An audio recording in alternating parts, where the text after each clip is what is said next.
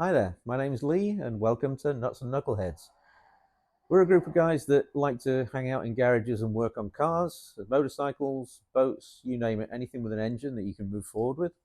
What we found is that it usually gets pretty entertaining in there, so I figured we'd do a channel and record some of that and hopefully entertain some of you guys out there as well. With that in mind, please feel free to like and subscribe and get in touch with us. We love comments, any kind of feedback, even if it's, you guys are idiots, that's fine, we know we are, but we do try and have fun doing it. So hopefully we'll be able to see you on the channel, and please get in touch. Hey there. So as we mentioned in the intro video, one of the things that we do like to do is to work on our own cars and other people's cars as well.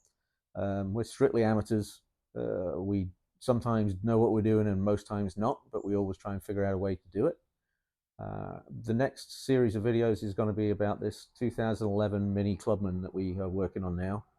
It's got a few unique quirks going on with it. It's about 94,000 miles right at the minute, so it's not had a timing chain changed, and that's one of the things that we need to do pretty urgently. It's also got a couple of difficulties going on with things like there was a belt that was pretty much destroyed, Serpentine belt, and a seized chain tensioner that's in there as well. So we're going to be going in there and fixing all of that, and maybe changing a couple of seals as well as a couple of oil leaks that are going on with it. So this is the engine on the 2011 Mini Clubman. BMW do these weird designations for cars. The older ones have got an R number, and this is technically an R55 designation, which specifically means the three-door Mini Clubman 2011. And within those, they have engine variants as well. And apparently this is the N16 variant engine. And they've got their own specific history. You'll know that originally they got PSA engines when Minis first came out. I think this one's got a lot more BMW content in it. It's certainly got a lot more of the navigation problems to get to things that the BMW hallmarks. So anyway, we're going to be looking at various things that you can't see right at the minute, but all of this has got to come out. This headlight, all of around here, has got to come, because the next jobs that we have to do with it entail everything on this side of the motor. And to go and get down to it, this has got to come out, and these two motor mounts have got to come out also. That's when things start getting hairy. So we're going to be jacking engines up. We're going to be doing lots of jack stems, and we will document all of that as we go. Okay, I'm going to take you down into the wheel well just to show you what we're dealing with as well. And as you can see, we've already got the wheel off. We're taking a look at this down here. As you can see, we've been messing around with some clamps trying to get this thing off. Basically, this belt here was causing real problems, and it had to come off. So right at the moment, what we're trying to deal with is that chain tensioner that is a friction device to engage the water pump when the engine gets hot enough. That's seized also, so that's got to come out. And also, while we're in here, we decided that we were going to change the timing chains. So all of that main pulley has got to come off, and we're going to have some fun changing all of that. Hopefully we won't mess it up too badly, and we will find out soon. So one thing that we do want to make really clear is that we are all amateurs. We love to work on cars, and we generally screw up an awful lot, but we always figure out a way to get it done. This next project on the Mini with the timing chains and the tensioners and the belt is going to be quite involved. So I figured that we'd start off with that and record everything as we went, and hopefully we'll be able to produce something that you might find entertaining. So we're going to get on with it. I'm still waiting on some parts that are coming in tomorrow, but once we get those in, we'll be able to really crank on with it. I'm actually going to start dismantling some of this stuff now in preparation for that, and then we can get moving on the thing and hopefully get it done. All right, good morning. It's prep time on the Mini, and we're going to take a look and see if we can make sure we've got everything ready. as usual, this is part of the deal. When you're starting one of these things, it's going to take forever to get all of this stuff organized, and it's my fault. It's just not in the right place. I'll show you what I mean. All right, so we started gathering a few tools. Need some sockets, need a Torx bit, we need various bits. Right now I'm looking at how to make sure that the motor is supported from underneath, because we need to be able to do that because we're taking the motor mount off. But what I found is this jack isn't so great, and I can't really leave it there, so I'm going to try and get a jack stand under it. But of course now we've got to try and find a jack stand. So let's see what we can find. Anything? Oh, there we go. Here's one of the smaller ones. Hopefully that should do the trick. We'll see. And I'll try and put it underneath. I think I'm going to need to put this camera somewhere though. Yep, and now with some hairy moments with jacks, I think we're pretty well supported both sides. Something under the sump so that that will work. And now it's time to take out the first bolt. Ta-da-da-da.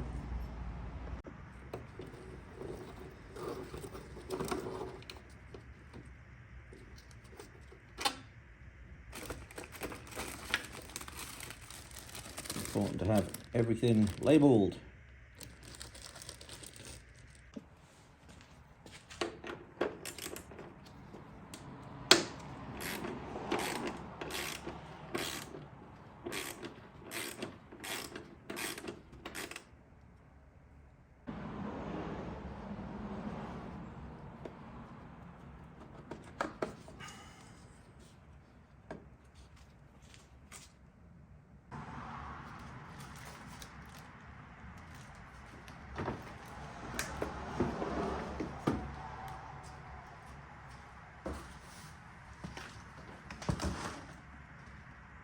Right, so gaping hole where the headlight used to be. Now we've got to get this support member off, which seems okay because it's only like a few 13mm and a couple of Torx screws, but we've also got these wonderful little things, which are attachment points for this grill to go onto that, and they're not at all that, they're push fit fasteners. So we're going to have to try and figure those out next.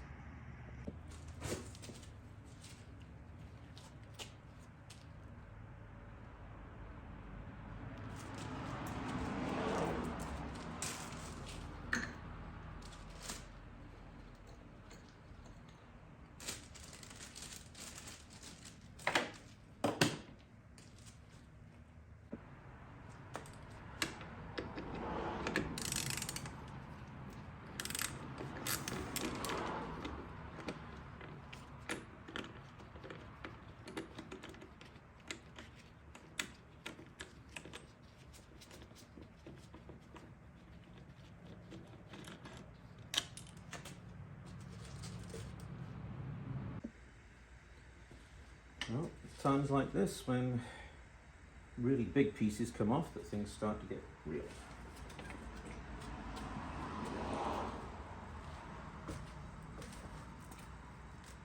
Let's see if we can find a place. Some of the parts that have come in already, we've got new valve cover seals and a sump seal on there as well. This is the new tensioner that we were talking about underneath. So this is the one. As you can see, it's got this wheel which interfaces with both the crank pulley and also the water pump pulley. The crank pulley drives that, and then that drives the water pump pulley. Obviously it has to be held in tension with them, and it's done that by attaching it at the top with these three 10mm bolts. It also has two positions, so it's got a service position and a regular position. The regular position is when it's just in contact, but this tab that you can see on the right hand side actually extends, and that then allows it to go into what they call the service position, which is great when you need to replace the actual serpentine belt. Right, so after a couple of hours of trying to get this thing off, that's the belt tensioner that we were talking about, and it looked like it was seized while it was on the car, and this was not what wasn't happening. No matter how hard I pulled that, that wasn't coming out, and it needs to do that to go into the service position. So as soon as I get it off, and it does it. So the thing must have just been lightly seized in place. That being said, I'm going to replace it still with the new one because, well, it's a new part and I've already got it, so I may as well just put it on. But yeah, it's little tricky bits like that that are the problem. And these 3 bolts, absolute nightmare to get to. So now I've got to put them all back at some point, which is going to be great fun.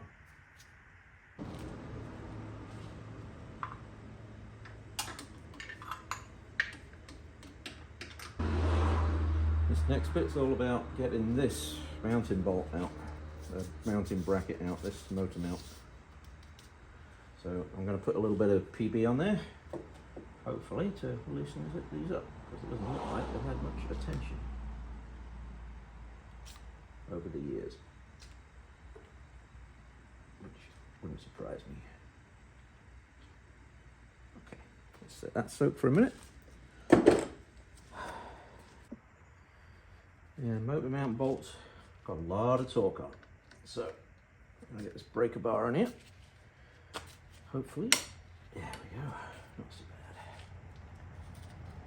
That first strap off. Oh, there we go. Disconnect the battery.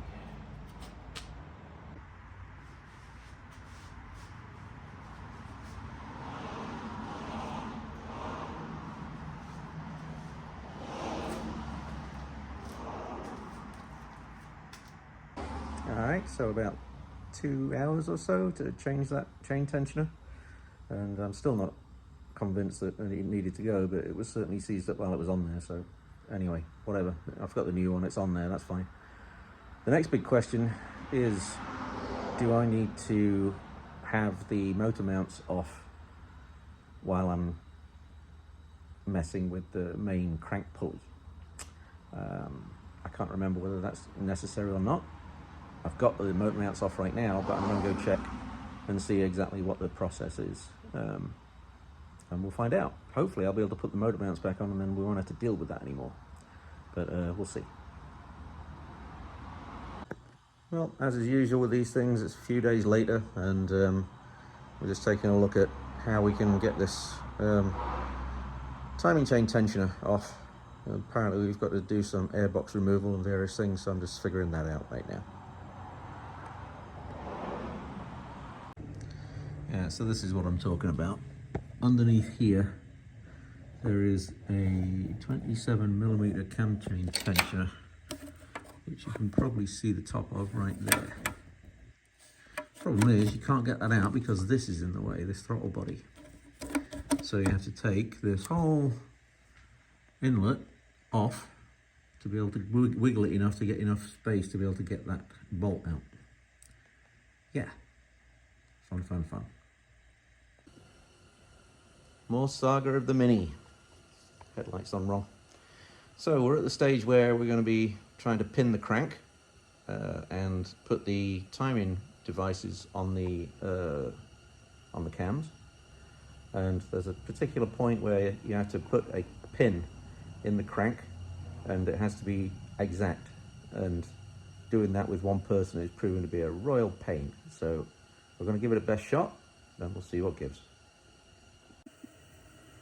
All of the videos say that this is the indicator of the crank being in the right position. You've got this writing at the top, and you've got these vertical faces on this cam right here, vertical, there and there, that one. Now they seem vertical to me, but I still can't get the pin in, so we're gonna have to give it a shot. Yeah, this is one of the points where you really think if you'd made the right decision trying to figure this out, but you know what, it's a machine. You know, it comes apart, it goes back together somehow. Yeah, there's me versus a whole shed load of BMW engineers, but you know what, we'll give it a shot. We've got YouTube on our side, and I think I know what I'm doing roughly. So, well, we did it with the Volkswagen, let's see what happens with the Mini. Right, after a few hours of wrestling with this, I've decided to get a bit of technology onto the situation. This is the output from an endoscope. It is down that bore hole for the pin, and now I'm going to rotate the engine and I'll be able to see when the hole appears. And that's what we're aiming for. That pinhole has to be right in the center of that bore, which clearly isn't. And it's tricky to get it there. So I'm going to give another couple of goes. This is our wonderful Mini engine. And this, if anybody is familiar with it, is a set of cam locks. Fully installed, which means this engine ain't budging an inch, even a millimeter. It's ready. This was the hardest bit, said he. Right, after, God, how many hours? A lot of hours of trying to get one pin in one hole, involving 2 computers, 1 endoscope, a whole stack of rotations, we finally got this to happen. Yeah, I guess I'm overall about 12 hours into this probably. And again, you know, I'm an idiot. It's my first time on a Mini for sure. So I'm learning as I go, but overall, I'd say this is actually easier than the Volkswagen. I hate to say that because I'm halfway through it and something's bound to go wrong. But that's the truth. So we'll see what gives. Right, so there's been quite a few hours since the last time that we looked, and as you can see, well, you can't see yet, but when you do look, you'll see there's a lot been done. Right, next phase. So we just managed to get all of the timing chains and everything out of the motor, and I'll show you what that looks like. So, as you can see, all of the cam sprockets have now gone, as are the chain guides. Everything down there is empty. That's the oil sprocket down at the bottom. So it's an absolute pain to get everything out. There's another bracket on here. You see these bolts that are sticking out. I put those back in there. They were holding on an accessory, ancillary engine mount that was stopping me to getting from that hole, which is the last retainer for the chain guides. So I had to take it off, and of course you can't take it off because the engine wasn't high enough to get to the things. So I had to jack that up again, so that was a bit of a palaver, but yeah, there you go. As my grandpa would say, you've been and gone and done it now, lad. Right, so we're on the downside of this thing, so now it's time to get everything back together. So the next phase, apparently, after I've manhandled the crank bolt into submission, is to put in the chain tensioner. Now I've got another chain tensioner in there at the minute, so I've just got to take that one out, put the other one in, and then I can start to crank up the cam bolts. So here's the fully put back together Mini. Looks pretty normal. Everything's in the back in its right place, and it's running like a top. I'm just going to give you a quick overview of my tool set, just so that you come in. This hanging light was a godsend. You can get that from Harbor Freight pretty easy. Then of course you've got all my usual tool sets, which are over here. This was the actual kit with the timing chain and the guides. There's an oil pan gasket that's out there that I'm supposed to be putting on soon. And then we just got the usual torque wrenches, breaker bars, lots and lots of extensions. You're going to need some of those. I did actually get these, which are the hardened ones, ready for the high torque stuff, and they were really well worth having. You know, just your standard pliers and wrenches and sockets, and this is always one of my favorites. The little angled electrical, and the drill, obviously. Various different sockets of different varieties. This is my main socket set. I've got a Torx set on there. One of the things that I needed to get also was a set of e-Torx sockets, which are like Torx but female, because on the BMWs they seem to use those a lot. And I did get a set of those, again, something like $10 from Amazon, no big deal. This is the endoscope that I used. Real simple, just a USB, and this thing goes in wherever it needs to. It's got a light in the end, so you can have a look.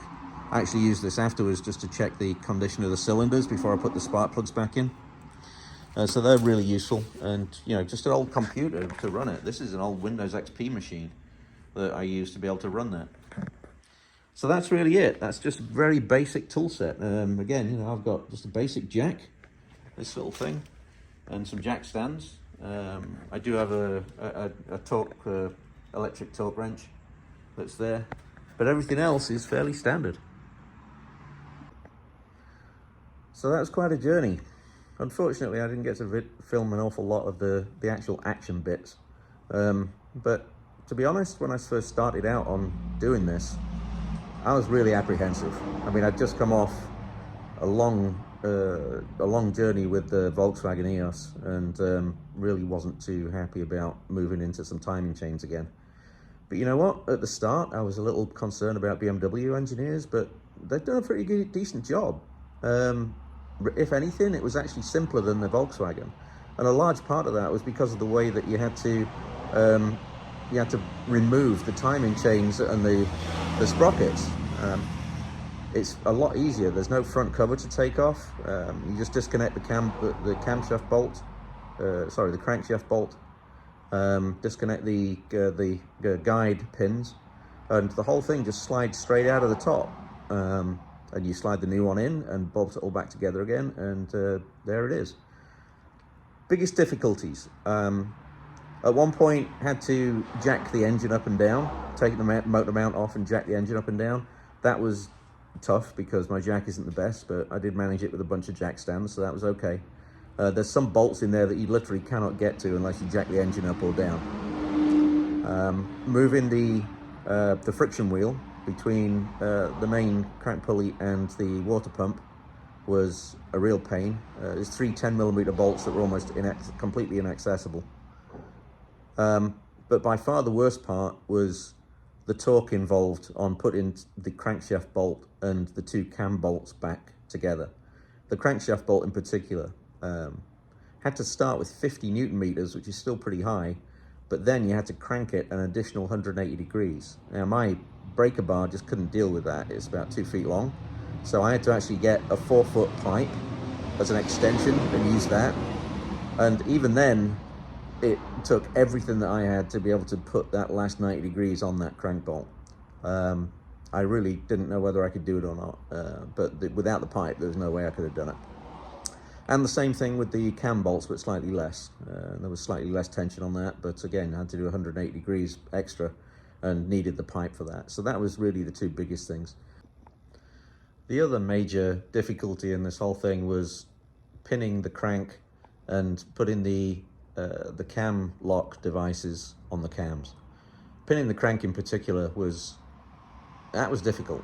There's a specific configuration of the cams that you're supposed to have, that so long as the writing on the cams is up and the vertical surfaces on the cam locks are vertical, the pin should slide straight into the crank underneath, and you had to be able to get under there to be able to do it. That took a lot, and without having an endoscope rigged up with the computer so that I could actually see the pinhole line in the pin, I was not having a lot of success. Once I'd done that, I could do it, but even then, moving the crank is not smooth. You had to do it a tiny little bit at a time, and if you got it wrong, you were into another rotation before you could get round to that pinhole again. So that took a while. And then, of course, once the crank was pinned, I had to put in the camshaft locks, which are like some kind of fiendish metal origami that you have to be able to put on and bolt. And that's basically what I ended up doing. I put it all together, but overall it wasn't too bad, but it was just a little scary to start off with. I definitely recommend getting the endoscope though. You can get one from Amazon, $5-10, something like that, or Temu, or one of the Chinese places. Yeah, that was another one of the big issues with it, but again, just to be slow and methodical and make it work. There were a couple of glitches, as there always are. When I started putting the cam cover back on, the gasket that I got from Amazon was the wrong one, so I had to reuse the original one and hope that I can get a better one from Amazon. There were a few other little glitches in there, but nothing worthy of any note. But overall, you know what? Not bad. It's doable. I guess is the message, you know, in Nuts and Knuckleheads. That's one of the things that we're trying to do, is to say, you know, all of this stuff that you're getting charged thousands for from the garage, you can do. You just need to have some basic tool sets and be able to spend a little time. Overall, time-wise, I think this took in the realm of something like 20 hours when I really boiled it down. That was my first time though. I can imagine that when you've done a few of them, this gets a lot quicker. Because I was obviously feeling my way as I went, and there were some parts of that where I was just so nervous that I just didn't know whether I was going to do it or not. But I did, and it's a success. Car's running great, and now I've got a timing chain done at 93,000 miles, and it's so much quieter with the new belt on, because that was the original symptom, if you remember. And yeah, it's well worth doing. Of course, you've got to have the time and the tools to do it, but it is well worth doing. See you next time on Nuts and Knuckleheads.